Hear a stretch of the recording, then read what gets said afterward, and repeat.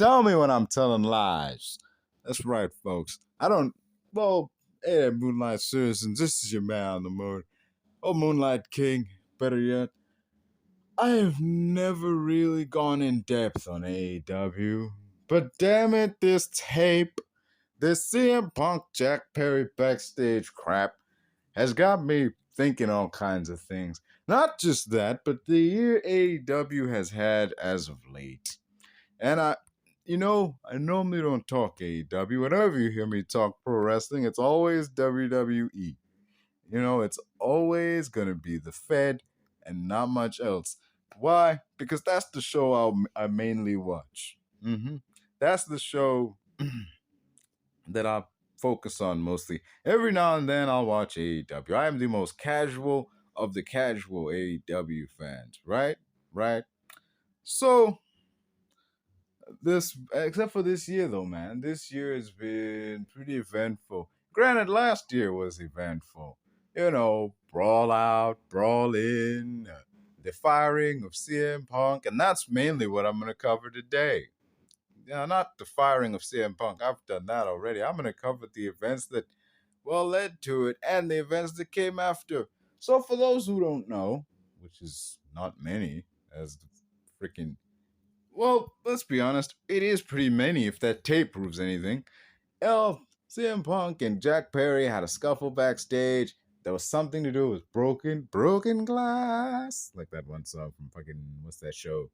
It wasn't True Jackson Victorious, yeah. There was something to do about glass.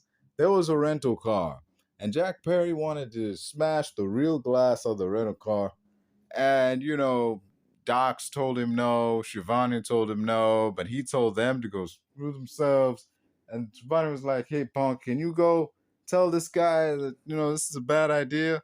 So Punk goes and says, hey, don't do this indie crap, all right? Not on my show. This ain't happening, all right? You want to do that? Go do that on Wednesdays. So Perry don't listen. He does the spot, glass and all. If he'd done the spot, I'm pretty sure no one would have known the difference. No one would have known it was real glass or that sugar glass that they use. No one would have been the wiser, man. But then he looks right at the camera, taps the glass, and goes, real glass, cry me a river. Okay. This kicks off a fight backstage because, dude, apparently Punk went up to talk to the guy, and there was you got a problem with it, do something about it. And as the tape shows, I don't get to the tape shows. I'll get to the rumors first. Rumors be like, Punk punched the guy and then grabbed him in a chokehold. Or, another rumor said he didn't do jack. He tried to get a hold of him, but, he couldn't. And the fight was broken up, and, he was threatening people. He was yelling and screaming. And, according to Punk, he just shoved the guy, grabbed him in a headlock, and choked him out a little bit. And then Samoa Joe showed up, breaking it up. And he called Tony a clown and said that he quit. And he went back to his locker room, after which they went to go get him so that he could have the match that he was going to have with Samoa Joe, which was a great match, by the way. I love the gear he had. There was a fresh take on what he would normally wear. Normally he would be black, blue, red, and white, to support Chicago. It would be black gear with red, with blue, white, blue, and red, accents to it to support Chicago flag. But this time it was white gear with blue and red on it. And that looked really, really good. I'll give props to that. It looked great. But that's neither here nor there. What do I want about is that after the fact, after that happened, Perry was sent home and Punk was fired. And I remember reading it. I'm like, damn, I even posted on TikTok. Can't believe they fired him. I can't believe he's the guy they fired. The guy who didn't start the fight, but he ended it. They fired him over this fight, and there was this conspiracy of they were looking for a reason to fire him, The Elite and the Bucks and all of them, they wanted him gone. They were supposed to have a meeting to squash all the beef they had, but the Elite canceled it, which showed that they wanted him out of there. And this was just the perfect excuse. And I'm just thinking, whatever, man. You want to believe that, believe that. If there's truth to it, hell, there may be, might not be, whatever. But, yeah. What else is going on? Oh yes, the freaking so he's fired. Turns up in WWE, Survivor Series, Hell of a Moment, Royal Rumble, and all that. 9 months pass between the brawl out and what happened recently on Dynamite. Recently on Dynamite, the Young Bucks, the EVPs, Matt and Nick, decided we are going to air the footage of what happened at AEW Brawlout to explain why we lost to the FTR that night. Because the FTR was like, hey, last time you guys and us went in the ring, we beat you. And they're like, well, there's an explanation for that, and it has to do with this tape. And that's the kayfabe reason. The real universe reason is, well, CM Punk went on Ariel Helwani's show and he said some things like, this place is a damn, Tony Khan is a clown. He's not a boss, like, he's not a boss, like, it's basically what people have been saying for years, that Tony Khan is not a boss. He's a booker. He'll book matches and stuff, but he's not a boss in the sense like giving people orders and giving out fines and whatever. Like punishing and whatever. He's not that guy. He's a nice guy, but he's not. For lack of a better term, for lack of a frame of reference, he's not Vince McMahon. He's not Jeff Jarrett. He's not. Hell, he's not even Dixie Carter. Dixie Carter fired people. Shoot, like damn, that's something when people are like, man, even Dixie Carter was more boss than you. And Dixie Carter, no offense, Dixie Carter, given all that happened in TNA while she was TNA president, I mean, all the good, even the bad, man, all the stuff that happened in TNA, like the fact that it was called TNA, Dixie Carter was more boss than Tony Khan. And she wasn't running the show most of the times. Yeah, she owned everything, but she knew enough to hire people who could call the freaking shots. Guys like Pritchard and Cornette. I do not stand by hiring Vince Russo. That was a terrible freaking idea. Led to that crappy, like, what was it, Last Rites match with Sting, where there's like a coffin hanging above the ring.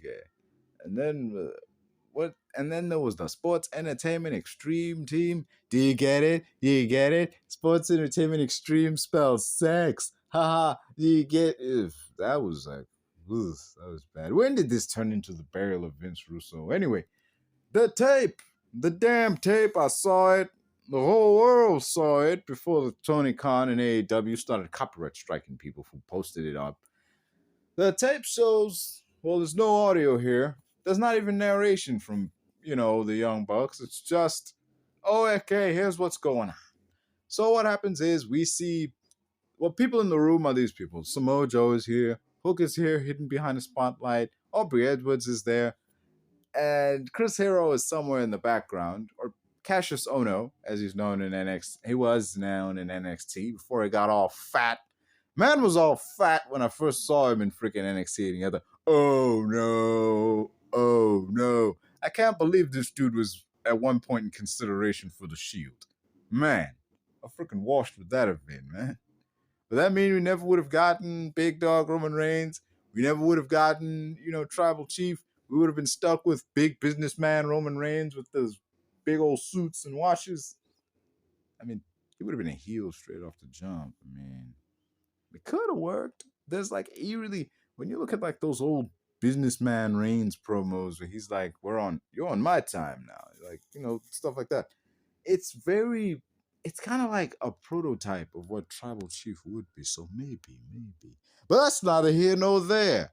Going back to that freaking tape.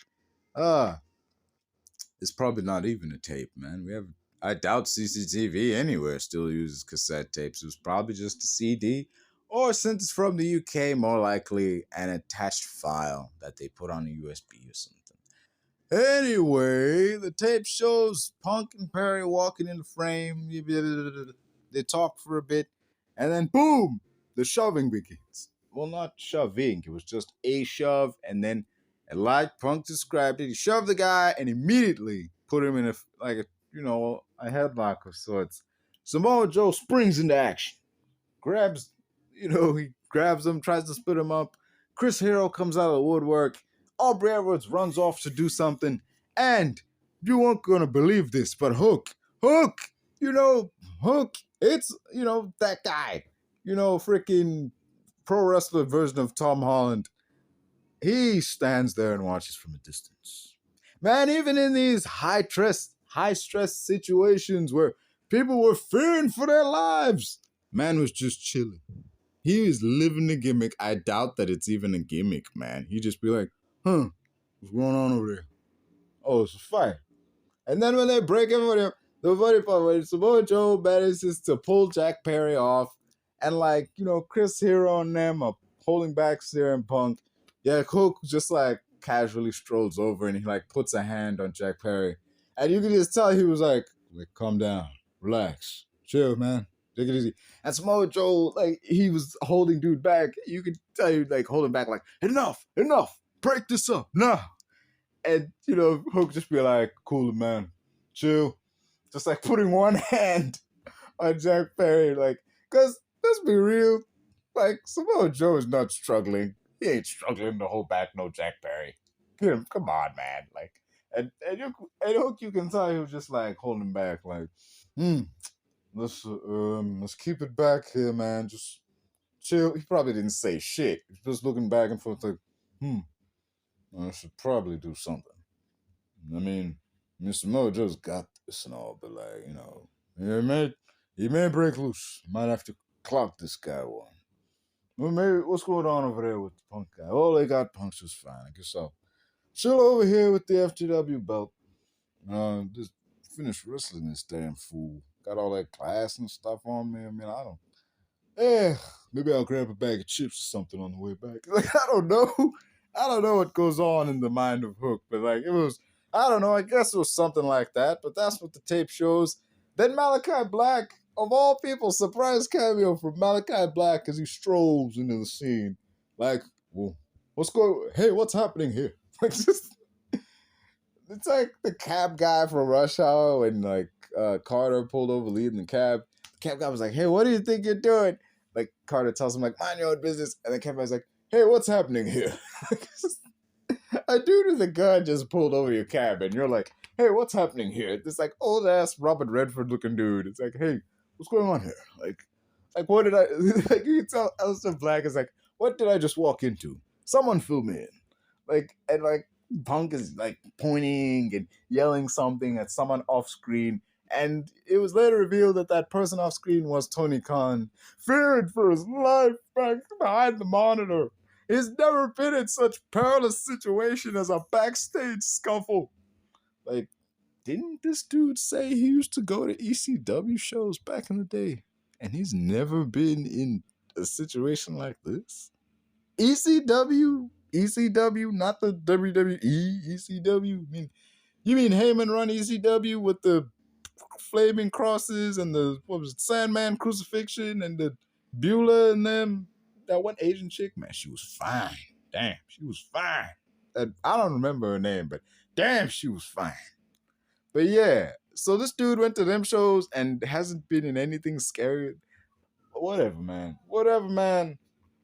So then Punk walks off, and he says in this point in the story, this was when he was like, you're a clown. I quit. I'm out of here. And then Malachi Black and Hero are following him. And I'm like, wait, where's Malachi Black going? I'm like, this is clearly someone who has walked into a movie midway and is like, yo, can you fill me in? What's going on here, man? That's what I think is going on. And Aubrey Edwards disappeared somewhere. Maybe she went to go get him. Who knows? But yeah, and that was that. That was the tape. And then the Young Bucks chit-chat about, blah, blah, blah. That's not even the worst part, was it FTR who masterminded this whole thing to get us off our game? If that was the angle with which they're going through it, yeah, this thing happened, it distracted us, and we think FTR masterminded it, to get something going on backstage, so it would take our minds off what we were supposed to be focusing on, and it's what cost us the win. But no, that's not what they did at all. Blah, blah, blah, blah. That's not what they said. They hinted at that, but then they undercut that because they had to get a little, one of those, elbow jab, wink, wink references in.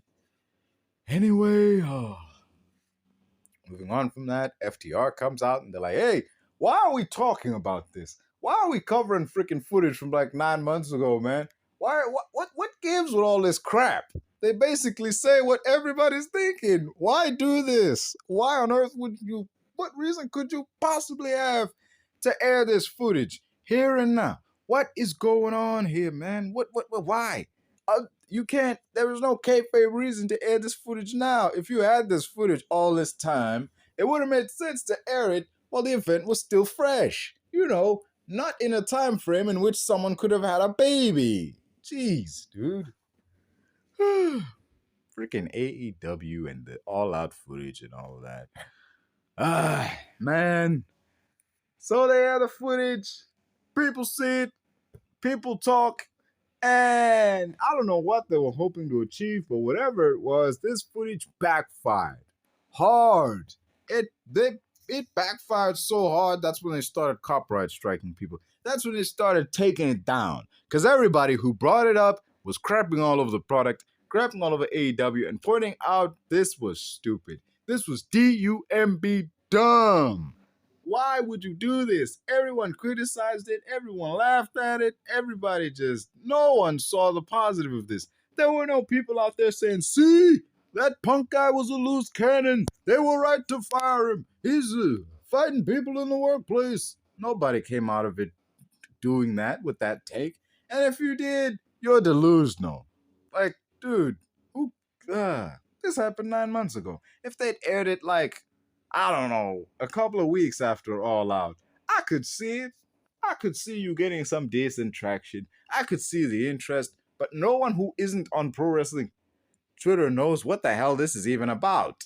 Only the people, like the smart marks and stuff who follow wrestling on social media and listen to all the dirt sheets and stuff know what this is for, what this footage is from, and what is going on here. If you just watched AEW and all you saw was, oh, it was in fear for my life, and that's why we had to fire him.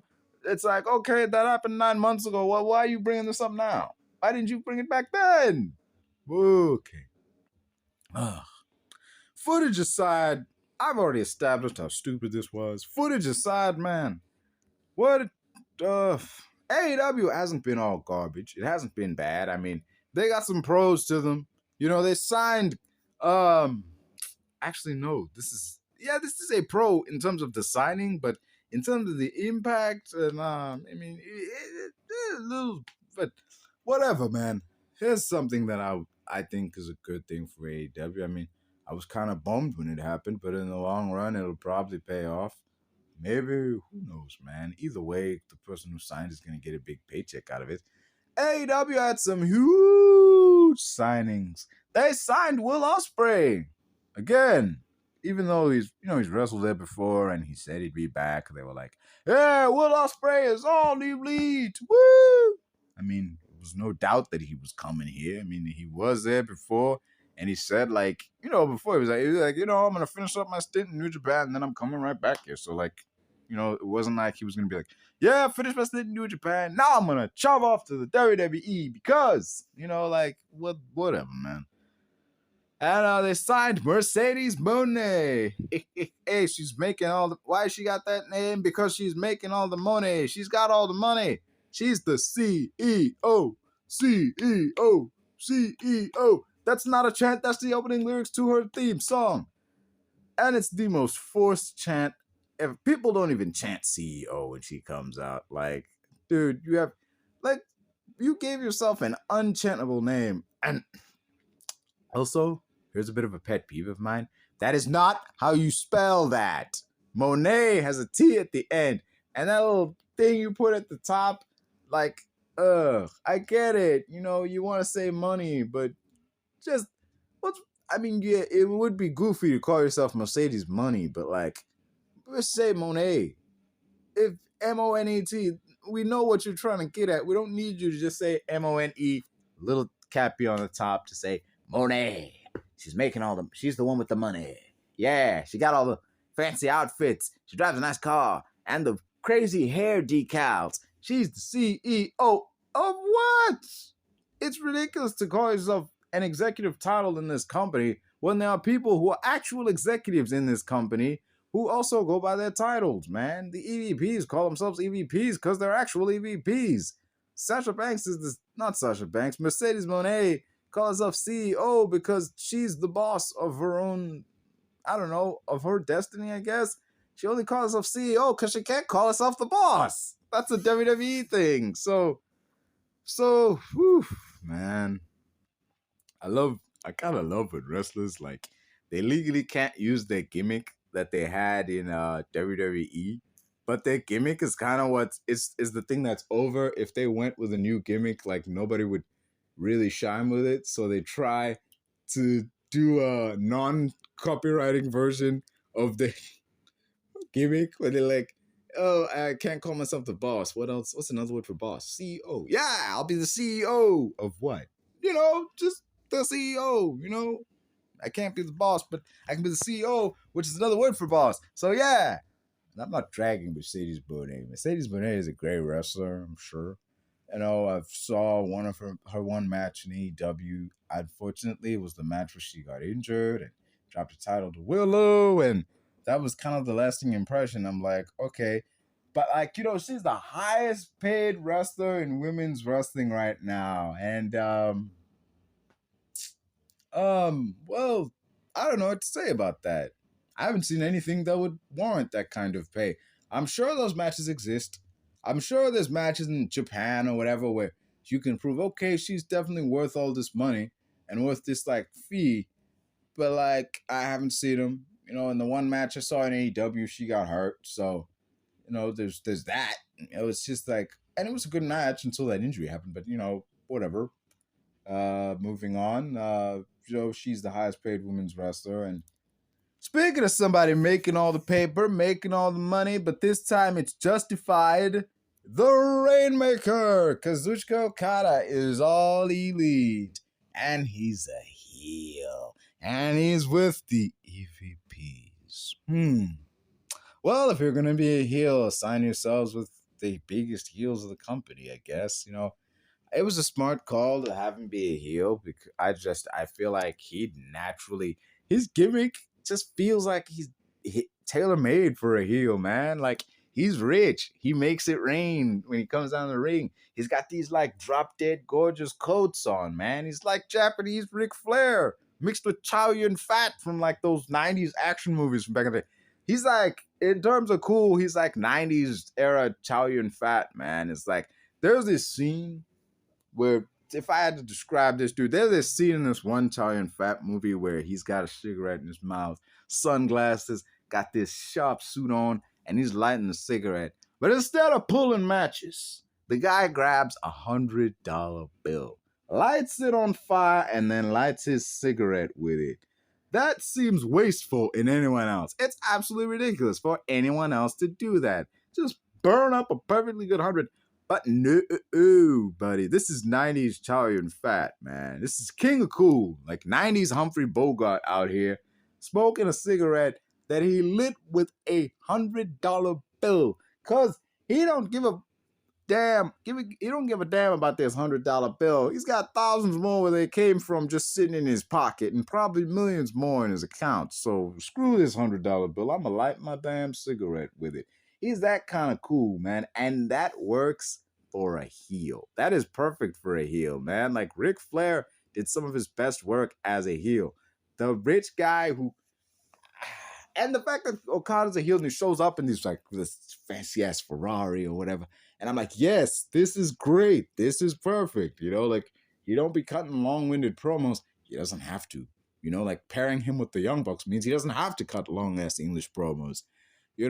Maybe, and he can speak English. Thank goodness for that. He can speak English. He can cut promos. But the fact he's with the Young Bucks means he doesn't have to. They can be the hype men for this guy. They work, the three of them.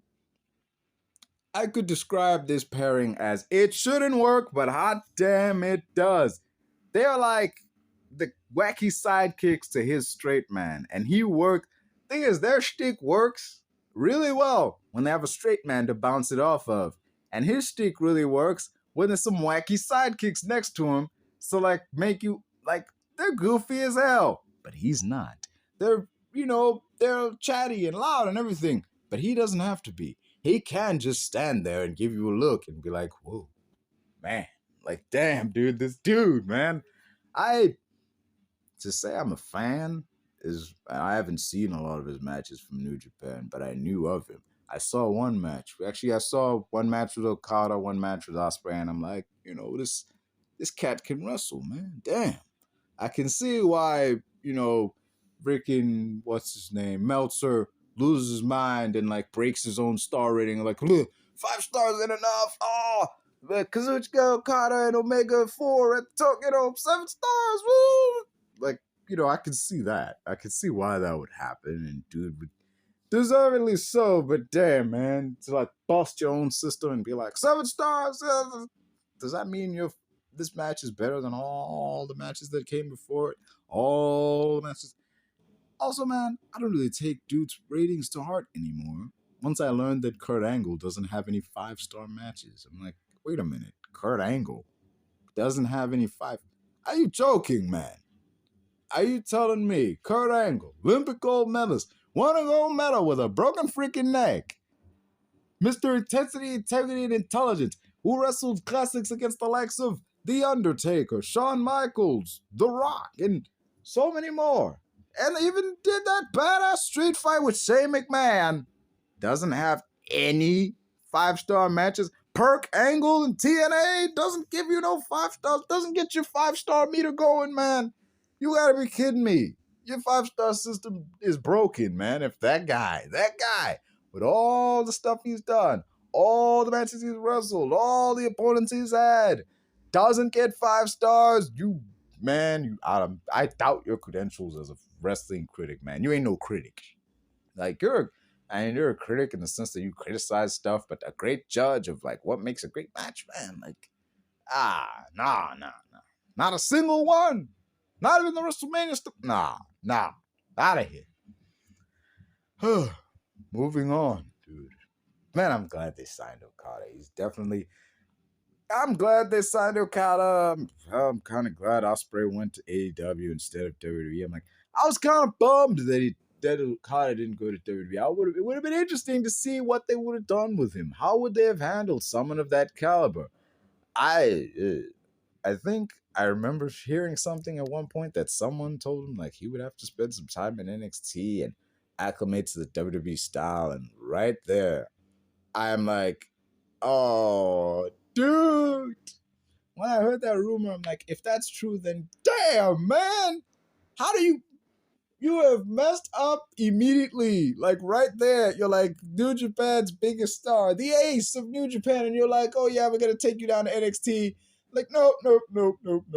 You have already messed up. I could see why he would say no, regardless of what money. Even if it ain't about the money, I could understand why he would say no. The biggest star in New Japan history with more 5-star matches than most people on your roster, and you're like, we're gonna take you down to NXT. No. I'm out. If that'd been me, dude, I'd have been out so fast. Like, okay, that wouldn't have been me. But if I was like representing the dude, the moment they said NXT, I was like, sorry, nope. Negotiations over. We're leaving. You have grossly underestimated how good this man is. Or grossly overestimated, like, the effectiveness of your brand. Like, damn, dude, we need to take this man to NXT to learn the WWE style. And you can't do that at the Performance Center? What is it for? What is that Performance Center for? Is it so people can learn the WWE style, or is it just a glorified gym? Just saying, man. Damn. But anyway, man went over to AEW, and you just knew when he got there, Tonykhan gave him the biggest freaking hug. He hugs everybody. I think no. The one guy he didn't hug was Samoa Joe. Like, he tried. There was that one clip where he tried, but Joe was like already halfway out the door. So I'm like, oh man, that was embarrassing. So embarrassing, man. Whoo. Oh, but he hugs everybody. You just know he gave him the biggest freaking hug. And you just know, like to the point that he was practically dry humping this dude. Like, yes, the toy I wanted all these years is finally mine to play with. And, like that, I bet you gotta have that awkward smile. Like, yeah. It's getting weird, man. Like, it's getting weird here, dude. Like, you can let go now, man. Shit. I don't like talking about AEW because it devolves into ridiculous crap like this. I end up not critically analyzing anything and just straight up laughing at the absurdity of it all. But you know what? You know what? Whoever's listening, I'm glad AEW exists. I am. I really am.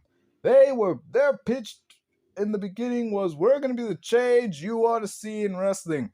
And for the longest time they were, because WWE didn't want to change. They were the change we wanted to see in wrestling. They were hiring the guys that WWE thought were castaways. They were taking WWE trash and pointing out this is actually treasure. They were taking castaways and making them made men. Main event level guys. Even that Jon Moxley fellow who doesn't think very highly of himself. He says he could do with it. He could have he could win whatever title. He'll still be considered underrated or whatever. Dude, if you keep thinking that and you keep acting that way, then damn right you're gonna be underrated. You're gonna be a freaking bum. This is a dude who thought that his value was so damaged from his time in AEW that when he showed up from his time in WWE that when he showed up in AEW there would be no reaction. He was hesitant to sign because he was worried, man, that time in WWE was so bad. It was so awful that my reputation is tarnished. Maybe I should retire. You know what I mean? Fuck that, man. Your reputation ain't tarnished. That was Dean Ambrose, not Jon Moxley. And when you showed up and the crowd lost its freaking mind, did that not clue you in that, oh, wait, this crowd doesn't give a damn about Dean Ambrose. They love Jon Moxley and they want to see more of him. So for the fact that he was the first ever two-time AEW champion, he won a U.S. title in New Japan, did all that, and this fool still thinks he's underrated, get out of here. Shut up, man. Shut your mouth. Stop cutting long with it. Stop going on podcasts. Stop cracking your own freaking head open, and you maybe you won't think you're like a freaking bum, man. Stop booking yourself like a bum. If you look like a bum, say you're a bum and act like one. You're a bum. So maybe just cut out one of those freaking things, man. Damn. Jon Moxley's not underrated. He's the New Japan World Champion now. He got their, golden butterfly belt. That belt was so prestigious, man. It was the king of belts, man. Once WWE retired that undisputed belt, it was the belt. It was freaking gorgeous. And then they changed it. It looked terrible. That redesign they got, the winged fairy design, I'm not a fan of that. Yes, that little reference I threw out was from the Jim Cornette Experience. Yeah, I watched Cornette. I also watched Russo. And Keeping It 100 with Conan. And I even watched Bischoff from time to time. So I got varied views and perspective. And while they all have negative things to say about AEW now and then, they do point out the positives now and then. Especially Conan. When AEW does something positive, he will point that out. His channel doesn't exist just to rag on AEW. But hey, that's neither here nor there, man. Shout out to Conan, Keeping It 100, and shout out to Bischoff, and shout out to Jim Cornette, and Brian Last, and even the other Brian, who, when he came on, I was like, wait, who the hell is this guy? Who's this voice that I don't know? He's the other Brian. Anyway, that's neither here nor there. So, to cap it all off, well, that's all I got to say about AEW, really. I mean, there's not much else going on. Okada won the title. It's a belt that doesn't mean anything because, Eddie Kingston won in a tournament. And, his first big defense was Okada. So, okay, I guess, that happened. He won the belt. And, defended Okada, lost to Okada. The first big belt that Okada wins is a belt that doesn't mean anything in the grand scheme of things. It's the Continental Classic belt. It's got no value to it. It's only had one title. It's only had one champion. So, it doesn't have any serious value to it. But, he's going to make it have value. He's going to defend it. He's going to take on all comers. Because he's not a cowardly heel. He's freaking Okada, yeah. Will Ospreay. Man, that ain't all I got to say. I remember Will Ospreay took a shot at Triple H because Triple H made a comment about, wrestlers who go to other companies and don't come to WWE because they're afraid of the grind, they're afraid of the schedule, whatever. And then he didn't name anybody. But Will Ospreay took offense to that, and this is on the same episode as the damn brawl out tape, and he was like, "Oh, you talk about people afraid of the grind. Oh, speaking of the grind, the only reason you're where you're at is because you were grinding on the boss's daughter." And dude, dude, dude, that is literally the main thing anybody brings up when they have something negative to say about Triple H.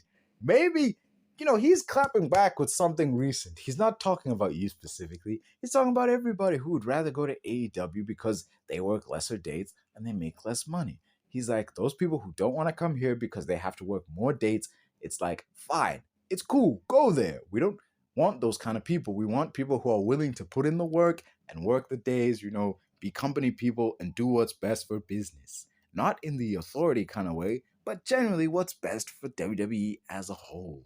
So when you go on TV and complain, not only complain, but you make a joke, not just any joke, a freaking 20-year-old joke that nobody's made since then, because damn, dude, that joke about him only being where he is because he's with the boss's daughter hasn't been relevant in 20 freaking years, man. Oh, geez, dude, if you're gonna take a shot at somebody, please don't use a freaking rifle from the damn, I don't know, Renaissance era or whatever. Take something recent. Say, I don't know, something about how NXT lost to AEW. Say something about NXT 2.0 or I don't know, something recent, not something so damn old that anybody who's made wants to make a crappy joke about Triple H references, man. Say something even Triple H wouldn't freaking think of. Like, I don't know, you're supposed to be Will Ospreay, man. Like, what the hell? Granted, he's not known for like mic skills, but bruv, think for a second, man. Use a joke that hasn't been used for the last freaking 20 years as an excuse to undermine the guy who has well and truly grown past it by now. Damn. Where you are from only being with the boss's daughter. Bro, being with the boss's daughter did not get him NXT. The booking of NXT had nothing to do with Stephanie McMahon. Just saying, man. The current booking of Monday Night Raw and SmackDown has got nothing to do with Stephanie McMahon. That little comment he made about people who run from the grind had nothing to do with you. But the fact that you took offense to it means that it does apply to you. You do fear the grind. I can say that because you responded to it. He didn't mention anybody by name and you're the only one who spoke up. That means he was talking to you. He wasn't talking to you. That means he must have been talking about you because you're the only one who caught feelings. God. Oh, damn. I'm getting all worked up over this bullshit, man. Jeez. AEW, they should really be above this by now. It was cool in 2019 when they took shots at AEW, and yeah, we could get it. WWE mishandled the pandemic and all that. So when they were taking shots in 2020 and 2021, yeah, I could see that. Taz and his sloppy shop reference, I could get that, them little jabs and everything. But hot damn, dude. Stop, AEW, please. Just stop. Just stop. Do your own thing. You are not in 2019, and then y'all were acting. Y'all were doing something on your own. Something WWE wasn't doing. It didn't matter what the other channel was doing. This channel was better. You were putting on better TV.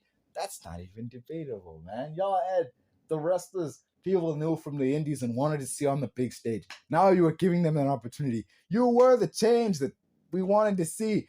Except now that WWE is exhibiting that same change.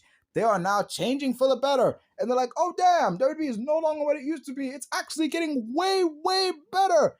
Like, you're no longer the change. You're part of the problem now. Because, like, damn, the other channel has changed. And, like, they're, on the level, if not better than AEW now, in terms of content, in terms of who's on screen, in terms of, like, sheer star power and everything. So, like, AEW, I get it. They don't have to change. They were doing their shtick. But, like, damn, stick to your shtick. You know what you do best. Do it. Stop looking at what the other guy's doing and say, ha, look over there. That other guy's doing so-and-so, doing this and that. Like, who gives a damn, man? Like, it was cool in them first couple years, and we could kind of get it, in like 2021. So we're like, dude, it's 2024 now. Taking shots at WWE is not cool. It's not funny. It's not anything. Only like, there are fans out there who watch both shows, see AEW take shots at WWE and be like, again. There are those AEW dads be like, haha, I understood that reference. Yeah. Like those, man, those people. I am getting all fired up here for nothing. Nothing. And nobodies. I'm getting fired up over nothing and nobodies. So moving on. Moving on from that. Damn, man. Moving on from Ospreay and all this shtick. Swerve Strickland's got a lot of buzz. Buzz. Why did he say it like that? Why did he say Man, say what you want about Jon Moxley, but he's got his moments, man. He's got his moments. It was like, man, I laughed when I saw that. It was like he forgot what he was supposed to say. So he just repeated the last thing and tried to force himself to remember the rest of the promo. Like, Swerve Strickland's got a lot of buzz. What am I supposed to say next? Buzz. Woo! Hot damn, man. Damn, Box, that was funny. That was unintentionally funny. That was actually funny. AEW is at their funniest when they're not trying to be funny. When they're trying to be dead serious. And it's like misreading the room and you just give out some stuff like buzz. Buzz. They got a chuckle out of me, man. Man, that's Jon Moxley. Great googly movies. He's entertaining when he's not trying to be. Oh, man. Dude, man. I'll give props when. See, I give props when props are due, man. I don't be ragging on everything. I love what the AEW has done with Samoa Joe. They have shown everybody the main event level star that he's always been. WWE didn't fully capitalize on Joe because of injuries and timing and all that. I'm like, except in that first run when he showed up on the main roster and he was like beating up Brock Lesnar, beating up Roman Reigns, going toe-to-toe with Braun Strowman. That was solid, man. Yes, perfect. That is how you book Samoa Joe, man. Injuries happen and him getting fired or him winding up on commentary and a poncho and that was bum. That bummed me out, man. Like they made him Taz. They basically did to him what they did to Taz, man. It's like we don't know what to do with you. And so we're just gonna stick you behind the desk. Granted, I get that the first time they stuck behind the desk was because he was injured, and they were like, "Well, we want you to be a constant presence on TV even while you're injured. So we're gonna put you behind the desk. You're gonna be on commentary." But then they fired him.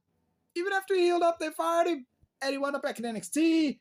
He had a great run. He won the ST belts, and he's back in NXT. They're finally gonna book him right, but then they fired him again. But after stripping him the belt, it's like, wow. But now he's in AEW. He's kicking all the ass. He's the AEW World Champion. He's the monster champion that we knew he could be. He's not even the monster heel champion. He's just a monster champion. People love Samoa Joe. They're happy to see him in the world. They're freaking, this guy, man, he's great. It's like Thanos with the gauntlet. He's like, yo, man, you want it? Come get it. Damn. He's the first AEW champion to have that mentality. Like, you want the belt, you better step up and come get it, man. Like, and I ain't gonna fight just anybody. You better show some credentials, man. You better prove to me why you deserve a shot at this belt. Why you should earn the opportunity for me to whoop your ass. Like, dude. I give props where props are due. And that's Swerve Strickland, man. He's been doing great work. He's the best. He's one of the best baby faces on the roster. And it's odd because a couple months ago, he was a heel. He was breaking into people's houses and drinking blood. No, wait, that was Hangman Page. That guy has fallen off. That guy has fallen hard. He was the protagonist of AEW for years. He had a 2-year story, culminated in him winning the AEW belt. Long-term booking at its finest, everyone said. It's a prime example of something AEW does that WWE doesn't do. They can't do long-term storytelling. There's little references and stuff for If you've been paying attention, it's like a perfect booking. And then after that, he fell so freaking hard, man. He lost the belt to CM Punk and hasn't been the same since. He's not the main character anymore. He's a freaking side character in someone else's story. Ah. He finished his story. Well, there's your moment. There's your title win. Now shove off. We got a new shiny to play with, and his name is CM Punk, the real world's champion. Still, he's still the real world's champion because he never lost that belt. Yeah. Just kidding, man. His belt was probably that belt was clearly vacated, with the big X belt and everything. Samoa Joe, the current champion, I love his title run, love his promos, and then, he's the final boss of the AEW. I love that shit. So, yeah, Swerve Strickland, he's Joe's contender and everything. It's pretty good. Darby Allin, and the Sting retirement and everything. That was cool seeing Sting working with his kids to beat 50 Shades of Paint off the Young Bucks, even though his kids were all painted up as the different iterations of Sting. That one kid who was red and black Sting with NWO gear, he jumped. That was that jump he did. I'm like, it's too soon, but he covered so much distance. I'm like, damn, maybe it was just fine that he jumped that far. He's got some height on him. Maybe he should do basketball or something, man. Like, if he ever got a career in pro wrestling, like, he could be NWO Sting, like Stinger splashing people, like, we got Sting even all these years later, it's Sting's kid, like, passing on the mantle of Sting to his son or something like that. I don't know. But yeah, Sting's retirement was handled really well. It was better than his last match in WWE. I'll give it that much. It was better than his career in WWE. It was better than his entire run. His run in AEW was way better than his entire run in WWE. But yeah, moving on from that. Well, I think I've said all I need to say. I've ragged on the likes of, Mone and her exorbitant fees. I've praised Strickland, praised Samoa Joe, ragged on Ospreay and his crappy promo, ragged on the Young Bucks and their crap-ass tape, loved the idea that Okada is in AEW and they're actually booking him really, really well. And they are booking him so well, man. Like, okay, I'm not a fan of the fact that his first match was against a dude that I didn't know. It's like, who the heck is this guy? I'm not a fan of that. I'm not a fan of the fact that his first match wasn't against the dude where he couldn't show off his stuff, The AEW did an excellent job of nailing the who are you. As a pro wrestler in any company, you have to answer two questions when you start out. Who are you and why should I care? This is a question the audience has asked. AEW nailed the who are you part. That first match did not nail the why should I care. It was the matches that came after that did that.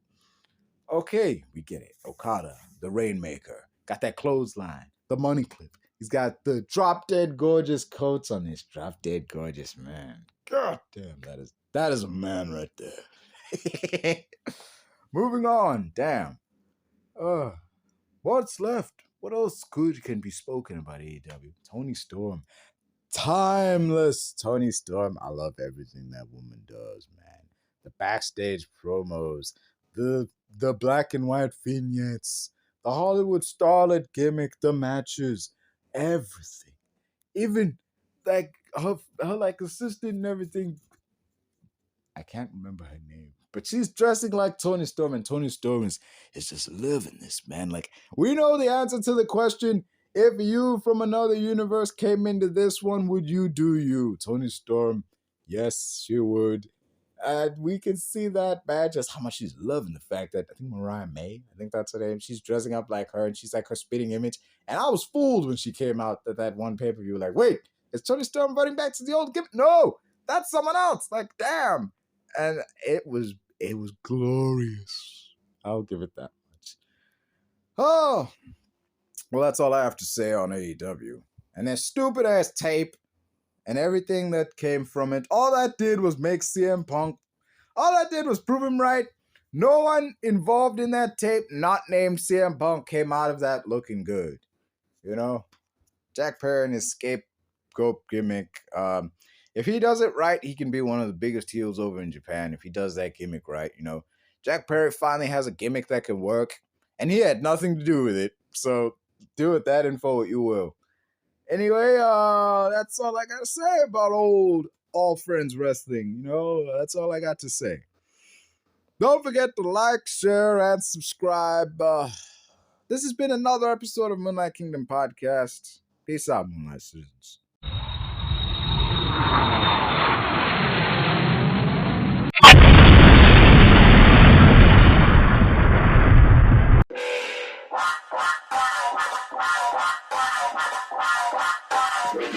I stay loose, I stay hype, I stay loose, I stay hype, I stay loose, I stay hype. I could do this all night, cause I do what I like. Yeah, I do what I like, yeah, I do what I like. Sipping goose, sip is right, and I go with the flow. Yeah, I go with the flow, yeah, I go with the flow. Cause I know I'm the show. In the zone, here I go. In the zone, here I go. In the zone, here I go. Yeah, they know I'm a pro.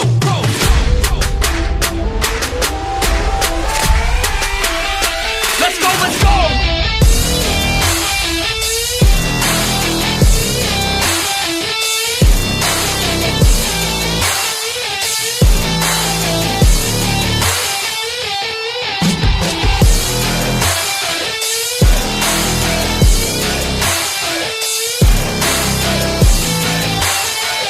Yeah!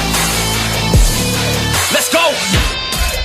If I go, I'ma get. When I flow, I'm a hit. And I know I'm the kid. I'm a soul, don't forget. I'ma blow up with it. Got my flow so vivid. Here we go, just beginning. Yeah, I throw every inning. Got my flow so legit. All I know is my shit. Here I go, they come with. Post Malone in this bitch. Rock star making hits. Got guitar in this shit. Leaving scars cause we lit. All these bars that I spit. Yeah.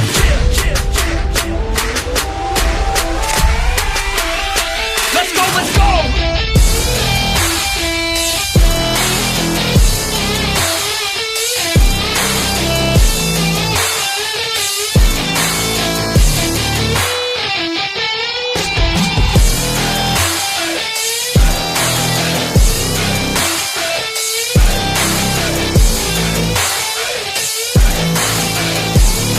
Let's go! If I know what I want, then I know what I get. If I go, they come with, cause they know I get lit. I'm a pro, not a myth, and my flow got some wit. Never slow, drink a fit. I get hype, I get lit. Here I go, I get lit. Here I go, I get lit. Here I go,